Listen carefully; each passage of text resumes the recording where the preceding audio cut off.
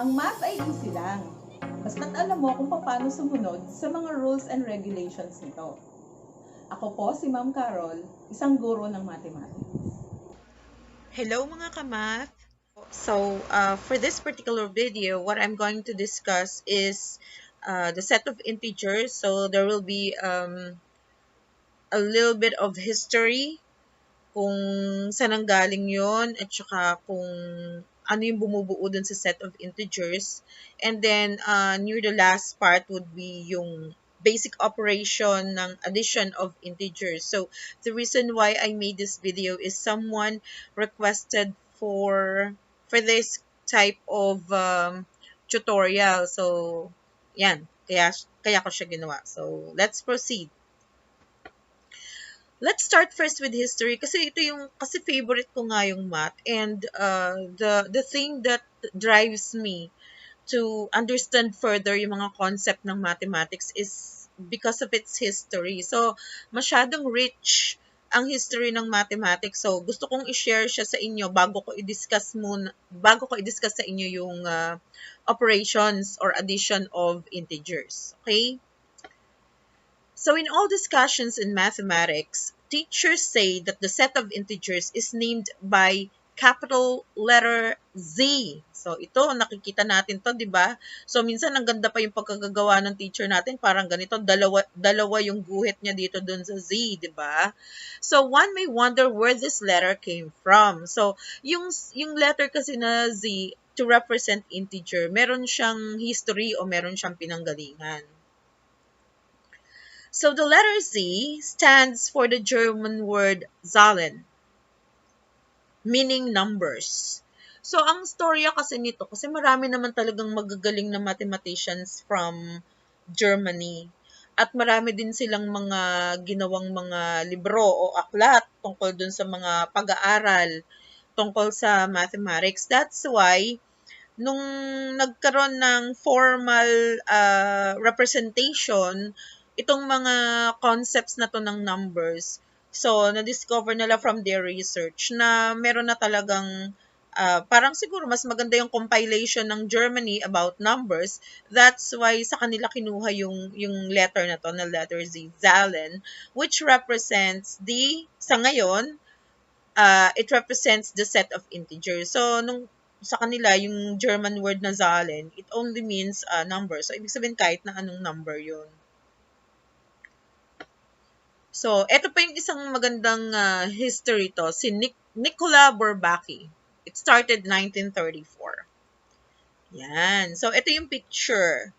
So, makikita mo meron silang pito na tao. Actually, Nicola Bourbaki is not a name of a mathematician. It is a name for a group of mathematicians that started meeting on 1934. So, Nicola Bourbaki is not a name of a single person, but a group of mathematicians whose main purpose is to produce publications of textbooks in pure mathematics.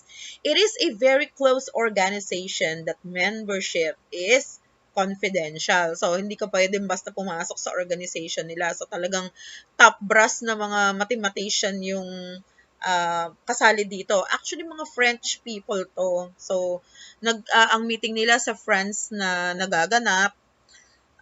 Of course, pagka ikaw ay isang magaling na mathematician, lahat ng mga resources, pagkukuhanan mo. So, it doesn't matter kung galing sa Germany o galing sa Egypt o kung galing sa Greece yung textbook mo. Basta lahat yon, pag nagre-research ka, lahat yon gagamitin mo. That's the very reason why yung integer na Z, galing siya doon sa German word.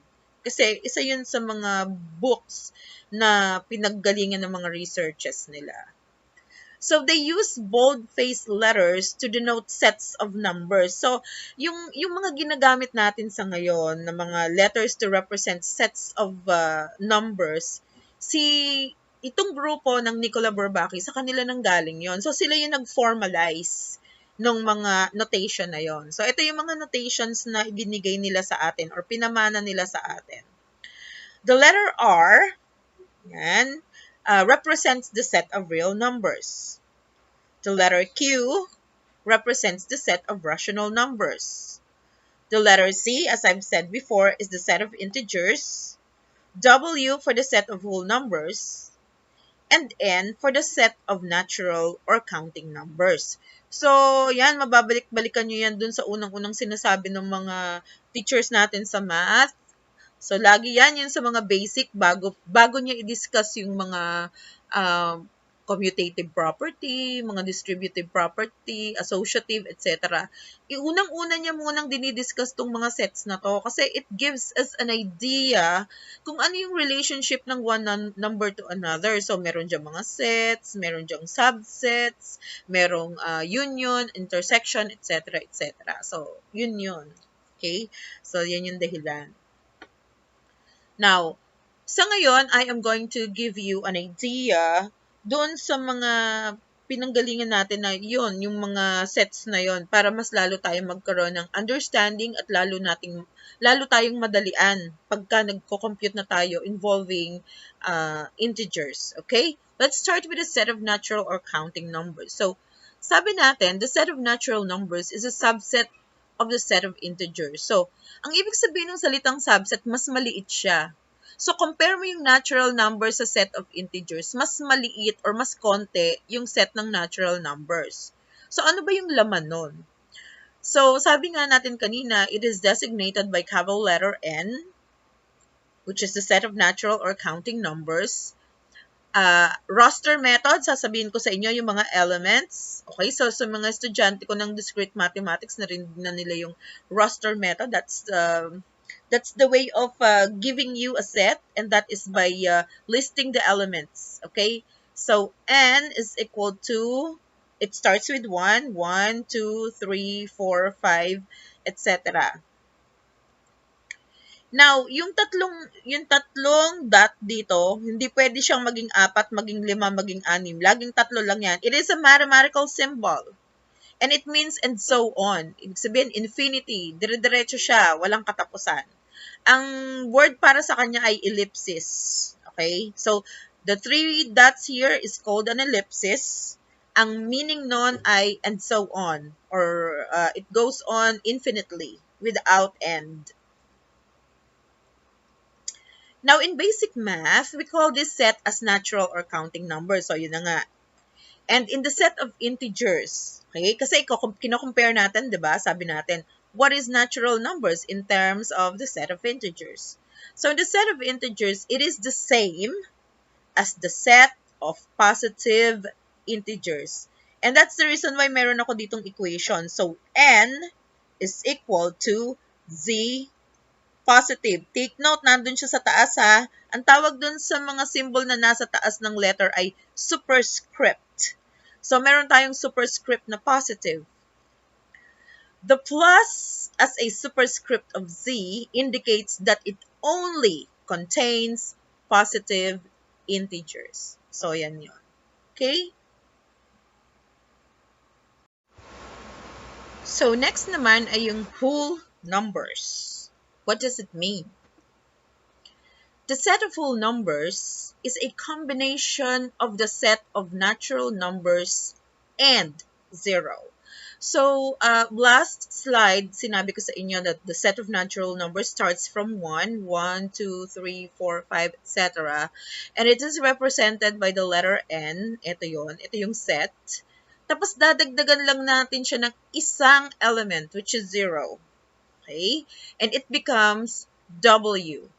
And W represents the set of whole numbers. So, sana maging malinaw sa inyo yung relationship, okay? Natural numbers, dagdagan mo ng 0, that becomes the set of whole numbers. Yan.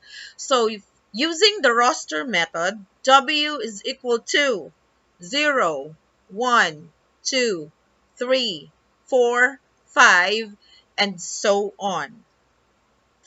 Now, 0 is a neutral number. Okay? Emphasize ko to ha. Neutral number. Because it is neither positive nor negative. So, pag tinanong ka ng teacher, what is the sign of 0? Okay? So, anong dapat mo isagot? Dapat na sinagot mo, Wala po siyang sign because it is not positive at hindi din siya negative. Now, next naman is negative integers. The negative integers is denoted by z minus. Ayun, meron siyang superscript na minus sign or negative sign dun sa taas. Okay? So, the set z minus is equal to, so take note, okay? Ito na yung laman. Negative 1, negative 2, negative 3, and so on. Now, when we place it in the Cartesian plane, take note, meron na tayong Cartesian plane na binabanggit pa dito. So, mamaya sasabihin ko sa inyo kung saan nanggaling yun, okay? So, it is placed in reverse order. So, sometimes you see it as, take note. So, minsan, ito yung ginagawa ni teacher, but sometimes, ito yung kanyang ipinapakita. So, nauuna yung ellipsis. Dot, dot, dot, and then negative 3, negative 2, negative 1. Why? Okay, so, eto dito sa ilalim na to yung isang illustration or example ng Cartesian plane. Yung Cartesian plane, nanggaling siya dun sa isang great mathematician, French mathematician na si René Descartes. Okay? So, parang nire-represent niya yung mga numbers in a flat surface. Meron siyang x-axis, eto yon. Meron siyang y-axis. So, para mas maganda yung orientation, tingnan na lang muna natin yung x-axis. So, isa lang muna. So, kaya ito yung sinasabi natin, the negative numbers, when placed in a Cartesian plane, it is placed in reverse. Kasi tinan nyo ha, ito yung positive. So, ito yung 1, 2, 3, 4, 5. Tapos, ito yung neutral natin ng 0. So, pabalik kasi siya pag negative. So, tinan nyo, mas nauuna yung negative 5. Pag manggagaling ka sa left, okay, dun sa infinity, so we have negative 5, negative 4, negative 3, negative 2, negative 1. Reason why bakit ito, ganito siya. Okay? So, ngayon, sometimes yung orientation ni teacher ay pabalik, 'di ba? Pag ganun, papunta sa kaliwa. So, kung dito papunta tayo sa kanan, 1, 2, 3, 4, 5, minsan pa-reverse naman siya. Kaya merong negative 1, negative 2, negative 3. Pero yung orientation niya sa Cartesian plane, ganito, reverse. So, mauuna yung from left, mauuna yung negative 5, negative 4, negative 3, negative 2, and then negative 1, saka yung 0, tapos 1, 2, 3, 4, 5. So, ganun siya. From left to right. Okay? Now, so ano na ngayon, putting everything together, what is the set of integers? So, by definition, the set of integers are composed of negative integers, 0, and positive integers. So, pagka ginawa natin yung set notation, tawag dito set notation eh. Set z is equal to set z negative union 0 union z positive. So, yung union kasi sa sets kasi, it's the same as plus. So, sa operations natin ng mga numbers, meron tayong, di ba, plus or addition. Dito kasi sa mga sets, imbes na addition or plus yung ginagamit na symbol, union. Parang kinasal, no? Union. So, there. So, again, we are going to use the roster method to list all the elements. So, ito na yan, di ba? Going from left to right. So, we got the infinity, and then negative 5, negative 4, negative 3, negative 2, negative 1, 0, 1, 2, 3, 4, 5, etc. ulit, or infinity na naman. So, this is negative infinity, this is positive infinity. So, narinig nyo na yan. That's familiar to you. Now, another concept na gusto kong i-discuss sa inyo ay yung absolute value. So, we always talk of absolute values in operations of integers because the concept of absolute value simplify the rules in operations of integers. Mas nadadalian kasi tayong maipaliwanag kapag inintroduce natin sa mga bata yung absolute value concept. So, ano ibig sabihin ng absolute value? So, the absolute value is denoted by the symbol. This one, ito yung parang dalawang bar. Yan yung absolute value. Yung mga number nilalagay natin sa pagitan niya. So, the integer is placed inside the two vertical bars. Thus, so itong symbol na to, is read as the absolute value of negative 3. So, ganun yung base sa kanya. So, kung 1 yun, nasa loob, sasabihin natin the absolute value of positive 1. Okay? So, anong ibig sabihin nun? Okay? Anong ibig sabihin nung absolute value na to? So, the absolute value of negative 3, ang answer doon, 3.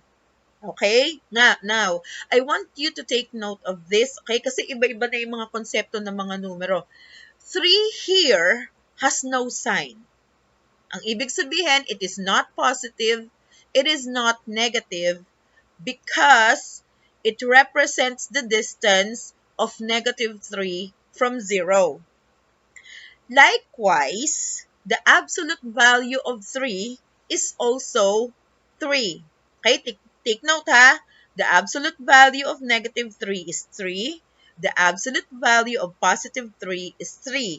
Itong dalawang 3 na to, hindi positive, hindi negative. They have no sign because it represents the distance of those two numbers, itong positive 3 at negative 3, from 0. Pakita ko sa inyo nilakihan ko lang dito yung Cartesian plane natin para makita nyo. So, yung absolute value ng, di ba ito yung negative 3 kanina? So, ano daw yung absolute value? Yung absolute value is the distance or the jump, yung lundag, from 0 papunta sa negative 3. So, galing sa 0, lulundag ka ng 1, 2, 3. So, the answer is 3. Because there are 3 jumps from 0 to negative 3.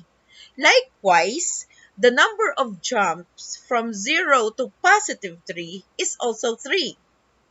Oh, ganito yan. So, kunyari may frog tayo. So, 1, 2, 3. Therefore, the absolute values of negative 3 and positive 3 is the same, and that would be 3. Okay? So, gagamitin natin yung idea ng absolute value na yon mamaya pag nag-a-add na tayo ng signed numbers. So, ngayon, let's go sa addition of integers. Let's start with the very basic, yung pinakamadali sa lahat, yung lagi nating ginagawa, addition ng dalawang positive. It's the same thing as ordinary addition ng elementary tayo. Pag pinag-add tayo ni teacher ng 1 plus 1 equals 2, 2 plus 2 equals 4, 4 plus 4 equals 8, it's the same thing. So, kung gusto nating i-level up yung idea, we say that you add the absolute values, and then the sign of the answer is positive. As an example, positive 10 plus positive 6. Of course, if you get the idea of absolute value before, the absolute value of 10 is 10. The absolute value of 6 is 6. So 10 plus 6 is 16. And what's the sign of this? It's positive because both of these are positive. Okay? Another thing na madali is adding two negatives. So it's the same pattern as adding two negatives. So all you need to do is to add the absolute values, and then the sign of the answer is negative. So example. So as an example, we have negative 10 plus negative 6. So the absolute value of negative 10 is 10, plus the absolute value of negative 6 is 6. So disregarding the negative signs and just adding the absolute value, 10 plus 6, it makes it simpler. Kasi nawala na yung mga negatives, hindi na natin siya iniintindi. Huwag na natin intindihin yung negative, intindihin mo na lang yung absolute value. So, yun. So, bakit kailangan yung konsepto ng absolute value yung ipaturo natin sa bata? Huwag mo nang munang pakialaman yung negative. Yun lang absolute value. So, tingnan mo yung numbers, 10 at saka 6. Absolute value nito, 10. Absolute value nito, 6. Add mo sila. 10 plus 6 equals 60. Diba mas madali sa mga bata?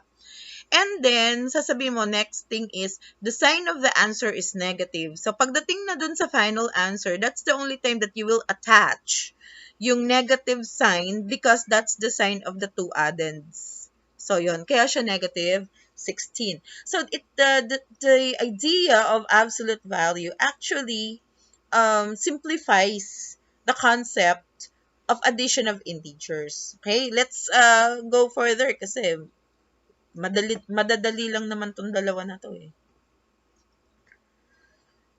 So, adding integers with different signs. O dito, madami na nagkakagulo dito kasi mahirap daw, di ba? Isang positive at saka isang negative. And take note, the operation is addition. So, anong clue natin? When we see addition of integers, makikita mo yung plus sign. Okay? Pero eto yung instruction. Eto yung sabi niya. Subtract the absolute values. Addition yung operation, pero yung gagawin mo sa isip mo, subtraction. So, subtract the absolute values, and the sign of the answer is the same sign as the one with the higher absolute value. So, paano yun? Teka lang, nakakalito naman. May addition, tapos may subtraction. So, ano yun? Anong ibig sabihin nun? Let's take a look at this example. We have negative 35 plus positive 6. We have two different numbers. One is negative and one is positive. Ang sabi dun sa idea ng absolute value, kalimutan mo muna yung absolute value na yan. Tingnan mo lang yung 35 at saka yung 6. Okay? So sabi, the first step is to subtract 6 from 35. So di ba gano'n naman tayo pag nag-subtract, yung kung ano yung mas malaki yun yung doon natin ibinabawas. So sa idea natin or sa utak natin, gawin natin yung 35 minus 6, which is 29. Okay? So huwag kakalimutan. Ngayon ang tanong, what is the sign of the answer? So dito sa letter B, sabi niya, the sign of the answer is the same sign as the one with a higher absolute value. So compare natin yung 35 at saka 6. Sinong winner? Negative 35 o positive 6? Di ba mas malaki yung negative 35? Therefore, our answer must be negative. So, ayan na siya. 'Di ba? So, mas madali yung idea ng addition of integers, isang negative at saka positive, kung aalisin muna natin sa isip natin yung mga signs. Okay? At sa final answer na lang natin siya i-attach. So, isa pang example. Positive 11 plus negative 18. So, again, using the concept of absolute value, kalimutan muna yung mga signs na positive at negative. So, meron tayong 11 at saka 18, isubtract natin siya. So, ito yung sabi, diba? So, 18 minus 11 is 7. Okay? So, dun sa huli na lang, dun natin aalamin what is the sign of the answer. So, sabi, 18 is the higher absolute value compared to 11. So, sabi natin, positive 11, ang absolute value ay 11, tapos ito absolute value ay 18. So, anong mas malaki sa 18 at 11? So, 18. So, siya yung winner. Ano yung sign niya? Negative. So, our answer must be negative. Kaya ganon. So, ina-attach mo na lang siya doon sa huli. Kapag nalaman mo na kung which is higher absolute value. Okay? Sa pa, negative 2 plus positive 18. So, ulit ha. So, sabi natin, concept of absolute value, you subtract 18 at saka 2. Diba? Inalis natin yung idea muna ng mga negative positive. Pampagulo lang siya. So, 18 minus 2 is 16. Tapos, pag nakuha na natin yung number, saka natin iisipin kung alin yung sign niya. So, which of this has higher absolute value? Di syempre yung 18. Diba? Mas malaki yung 18 sa 2. So, positive siya. Therefore, our answer must be positive. And that's why this is the correct answer. Positive 16. So for now, yan muna yung pag-aaralan natin, yung addition of integers.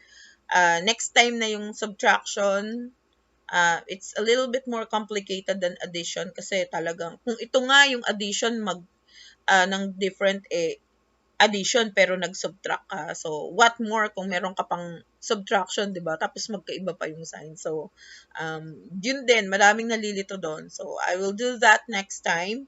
And then as well as multiplication and division of integers. So, thank you very much for watching. Huwag niyo pong kalimutan na mag-like, subscribe, and share ng video ito. At kung meron pa po kayong mga gustong itanong o mga topics na dapat na i-discuss ko, please comment